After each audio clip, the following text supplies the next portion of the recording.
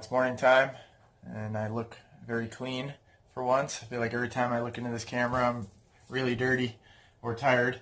I wanted to go over a few things I worked on last night with the floor.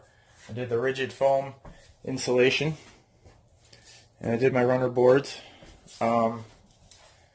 So one of the things I wanted to touch base on is it's a better idea, it's ideal I should say, to do some type of layout of the flooring plan before you do your runner boards. That gives you the ability to put your runner boards where you might have walls or where you might have heavy foot traffic areas, and that's going to reduce the amount of flexion that's put on the actual flooring itself, and in the long run it's going to make it last longer. I didn't go crazy for a couple reasons on the insulation product that I used, just because I for one reason, the bus has a lot of windows, large windows that cover, every wall of the bus is a window basically. Some of them are going to get closed off, but for the most part the windows are not super insulated, and I'm probably going to have to manufacture some type of panel I can punch in and out of the areas that get left exposed to reduce some of the heat that I'll lose. And the second thing is that underneath the bus, there we are, underneath the bus there is really no mechanical going on. So if I wanted to spray foam that later, if I felt this wasn't sufficient, I would still have that, that way to go. Another thing I wanted to go over is when you're doing your screws, if you do screws to apply your wood, it's a good idea to run a drill bit prior to running your screws, or you'll get cracks in the board. So I left one here for you to look at. That's what it's going to look like instead of getting a clean screw driven through. Plus, when you do your plywood on top of that, you're going to want to do the same thing, because now you're running screws through the plywood and you can't see the damage that you're doing to your runner board. So even if you split it and it's not even holding properly, you're not going to know because you just covered it up. Well, that was pretty much about it. Oh, yeah. Another thing is, prior to doing this, you want to make sure that you don't have any penetrations coming through that could, leak gas or water or fumes up through the bus. So if you have any penetrations, make sure you seal those off. I only had 2 in here. They were in the corners there. There was a couple of copper lines that ran up through the floor. I don't know if you can see that. There we go. I'm just going to fill that area pretty much up with silicone caulking. And I'm going to, when I go under the bus later, then I can chop the lines from under the bus, maybe do a little metal patch. But we'll have to see what the condition is under there. But for now, I'm going to lay the rest of this plywood down, and I'll catch you later.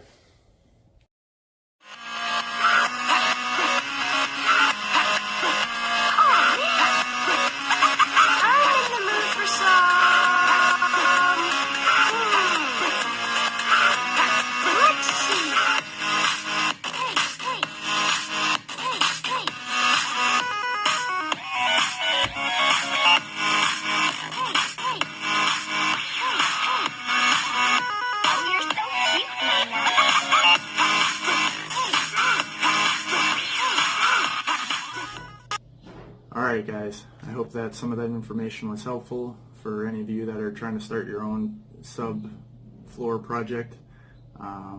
Keep in mind that this stuff is not easy. It takes a lot of planning, and make sure you're taking a lot of notes. One of the things that this project is helping me do is reconnect with a more creative side of myself that might have been suppressed over the years of corporate living.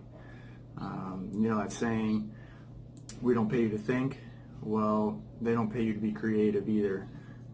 Even if you're building on a project, you're building somebody else's creation. You're not building something that you created. So something that's helped me is to make these kind of cartoon drawings of the living spaces and how I see them in my head. And it's not really easy for me to take what's going on up here and put it on the paper, because sometimes it comes out kind of crazy. But I did want to share these drawings with you and kind of explain what I'm visualizing in the drawing, because it's kind of messy with all the detail work, and it's only a pencil sketch that I did pretty quickly.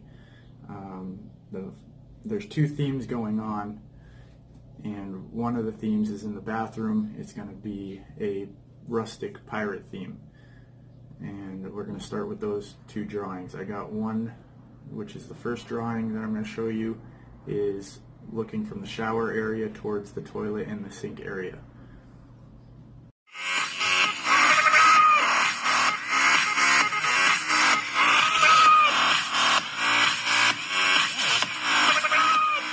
As you can see, it's very pirate theme. Kind of had a ship wheel, a mirror going on. I'm going to use like a 30-gallon drum to kind of dress it up to look like a whiskey barrel of some sort for the sink. It'll have like a dual purpose. The next drawing is going to be of the shower area, as if you were standing in the toilet area looking towards the shower, and the exit door is on the corner of the shower. And this is going to be constructed out of stainless steel paneling with some wood trim. Stainless steel, I'm planning on doing some artwork in it, maybe like a Kraken design. I'm not absolutely certain yet, but I'll use some brushing tools and some wire wheels to kind of portray the image onto the stainless.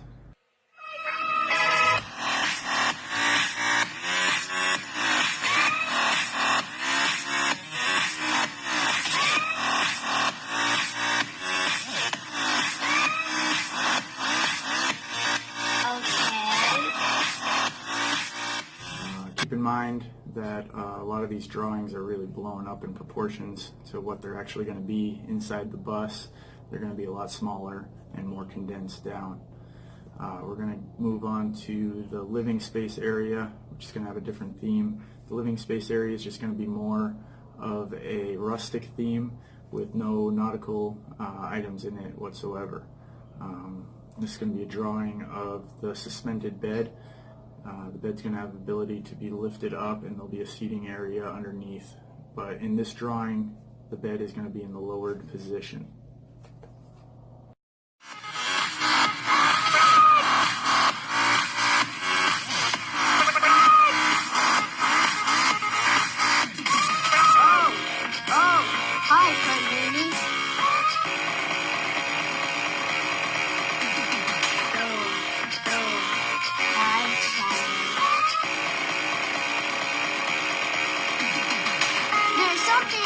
Trying to tell you.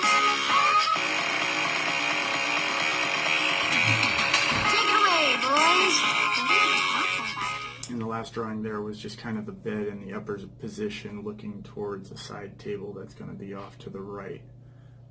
But I hope you enjoyed some of these drawings, and I hope I can create, something half as good looking inside of there. And I hope you guys have a great day, and I'll catch you on the next one. Peace.